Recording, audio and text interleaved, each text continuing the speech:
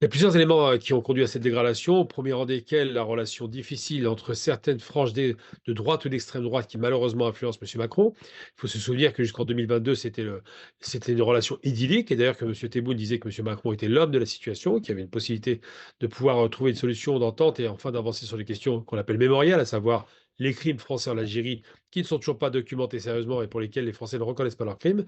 Donc tout ça a avancé relativement bien. Il y a eu des gestes plus ou moins forts, hein, la reconnaissance de l'assassinat de Ali Boumendjel, la reconnaissance de l'assassinat de tout un tas de communistes français. Ça avait commencé un petit peu à avancer de façon assez positive en réalité. Le fait d'avoir mis une gerbe de fleurs pour le 17 octobre 61, Macron était le premier président à se déplacer le 16, non pas le 17, sur le pont de Besançon, je crois, pour mettre une gerbe de fleurs. Donc tous ces éléments-là allaient dans la bonne direction. Et Maurice Audin, il s'est rendu au chevet de la veuve de Maurice Audin et lui a présenté les excuses de l'État. Donc, on était sur quelque chose de positif, mais qui était finalement très franco-français. Tout le théâtre d'opération, Maurice Audin, Salim Bouedjel qui était pris par l'armée française en Algérie, mais c'est vrai, on n'en parlait pas. Le 17 octobre, donc tout ça, c'est les éléments français, et ça allait relativement bien. Puis, il y a une dégradation qui s'est installée au fur et à mesure. Alors, côté français, ils prétendent parce que les Algériens n'ont pas été assez loin dans l'ouverture, alors que l'ouverture, c'est les Français qui doivent la faire.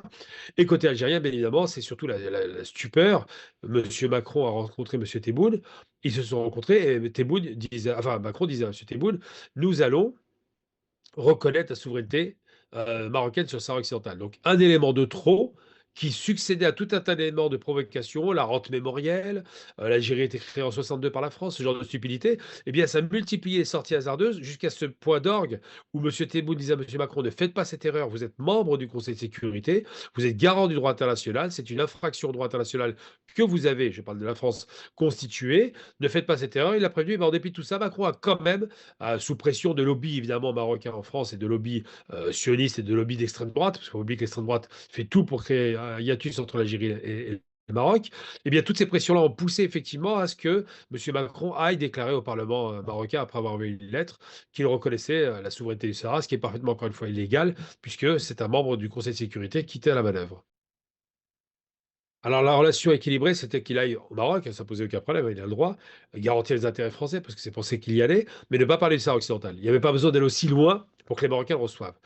Et malheureusement, cette relation a été dégradée. Pourquoi? Parce qu'il a choisi un camp. On l'a poussé à choisir. Le camp, effectivement, du capitular, hein, ils ont choisi la paix avec Israël, donc c'est une catastrophe. Le camp d'un pays qui ouvre tous les investissements français à tout va, puisque de toute façon, il n'y a pas de contrainte au Maroc, hein, n'importe qui peut s'installer, exploiter le travailleur marocain, malheureusement pour eux, et tirer des bénéfices sans que le Maroc en tire le moindre bénéfice, sur un plan fiscal, c'est souvent des zones franches, ni sur un plan du développement, puisque c'est des confiscations littéralement de travailleurs marocains qui ne développent pas le pays. Et surtout, ça rapporte sur un plan géopolitique à la France qui avait besoin de revenir par le Maroc au Sahel. Donc c'était annoncé par le Macron, il s'en cache même pas. On reviendra au Sahel par le Maroc. Ce sera notre VRP. Et tout ça, ça a créé une relation délétère. En même temps, l'Algérie, qui est un géant économique, un géant politique et militaire, eh bien, il n'a pas su prendre la balle au bon parce que malheureusement, la France s'est constituée tout un roman national qui consiste à dire le pays des Lumières, le pays des droits de l'homme, le pays de l'égalité, des libertés, toutes ces bêtises-là.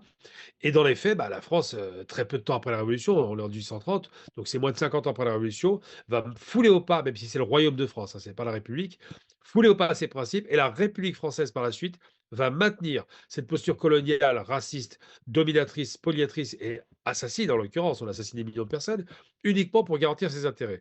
Donc la France a littéralement marché sur ses principes parce que des intérêts ont dominé, et M. Macron est un héritier de cette histoire et a du mal à reconnaître que la France, à ce moment-là, ils l'ont fait en 40 d'ailleurs, hein, à ce moment-là, a failli à ses obligations sur un plan moral et sur un plan de l'éthique de la Révolution française, qui était une révolution qui était quand même assez noble par rapport à ça. Aujourd'hui, la France ne peut pas le faire parce que le roman national dit la France est le pays des droits de l'homme. On ne va pas reconnaître nos crimes. Alors, c'est difficile à dire parce que là, on est dans le haut de la tension. Alors, côté français, on précise bien que le côté algérien, la tension n'est pas aussi grande. Monsieur Tebboune a donné une interview à l'opinion que j'ai lue, au cours de laquelle il explique qu'il veut conserver un canal de communication qu'il appelle le fil de Mouraouia. Donc, on dira le fil de Marianne pour la France, hein, ou le fil d'Ariane, hein, c'est le vrai terme consacré. Je dis Marianne parce que c'est la symbolique de la République. Il a dit on va conserver la communication parce qu'il sait qu'il peut parler avec Macron. Par contre, le ministre de l'Intérieur, il le prend pour un taré parce qu'effectivement, c'est pas quelqu'un de très normal, hein. Il va s'investir dans des questions qui ne le regardent pas, les questions internationales. Il parle des accords de 68, ça ne le regarde pas.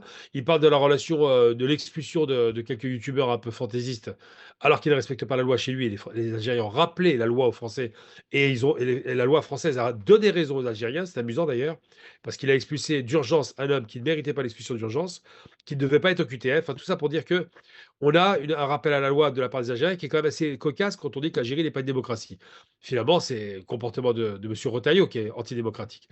Et tout ça, il y a et autour de M. Macron des acteurs qui sont très radicaux, Aurore Berger, Retailleau, Darmanin, enfin tout un tas d'acteurs un peu qui ont tous des raisons différentes de vouloir attaquer l'Algérie.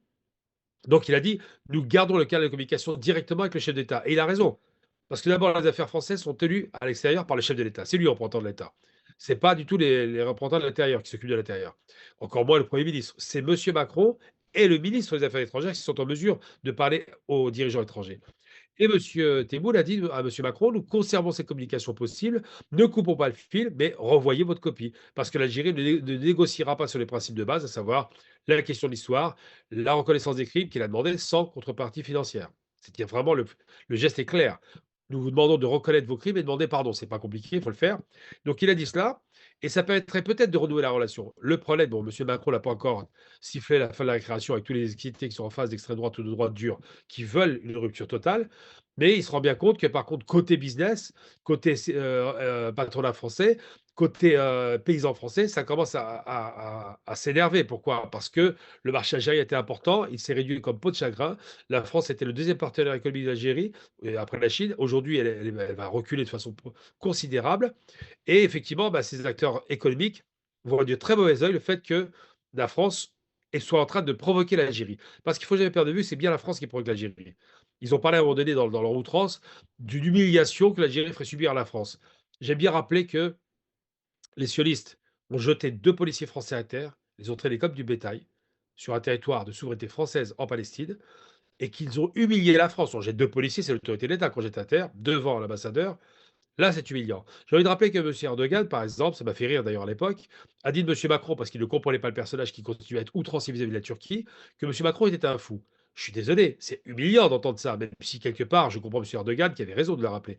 Et par contre, quand l'Algérie n'utilise aucun de ces termes, parce qu'il y a une démarche diplomatique très connue, quand elle ne jette pas de policiers à terre, quand elle ne dit pas que M. Macron a des équilibres mental, à ce moment-là, c'est pas le même rapport. Pourquoi? Parce que le rapport entre la Turquie et l'Algérie, c'est un rapport alors, entre la Turquie et l'Algérie, c'est un très bon rapport. Entre la Turquie et la France, c'est un rapport de respect imposé par la force économique, on l'a compris, et que ce rapport de respect que devrait accepter la France et l'Algérie par la force économique, militaire et politique, elle semble l'oublier. Or, l'Algérie, c'est pas un nain de jardin, c'est un géant africain, c'est la troisième puissance économique africaine, mais les Français ne le voient pas comme ça. Donc c'est vrai que quand on a des Retailleaux qui vont utiliser les termes outranciers, quand M. Macron va dire que l'Algérie se déshonore, ce qui est quand même très fort comme terme, on se pose des questions. Mais je pense que là, on est au maximum de l'attention et qu'elle va refluer parce qu'il y a des hommes de réseau comme M. de Villepin, comme Mme Ségolène Royal qui a montré de la qualité, comme tout un tas d'intervenants qui en ont marre d'entendre ce genre de d'outrance, sachant que la France a 100% tort, eh bien, ils viennent devant pour dire on arrête.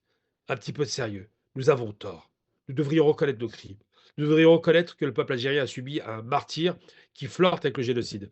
Nous devrions reconnaître qu'on doit de l'argent à l'Algérie. C'est un truc important et pas le contraire. Très souvent, ils ont dit que l'Algérie devait de l'argent français, ce qui est ridicule, mais c'est le contraire. Eh bien, ça va peut-être faire baisser la tension parce qu'on a des acteurs en France qui restent des gens raisonnables, des gens qui ont une posture d'homme d'État ou de femme d'État et qui s'inscrivent dans une démarche de construction proactive et non pas de destruction de la relation de deux pays importants méditerranéens, à savoir l'Algérie et la France.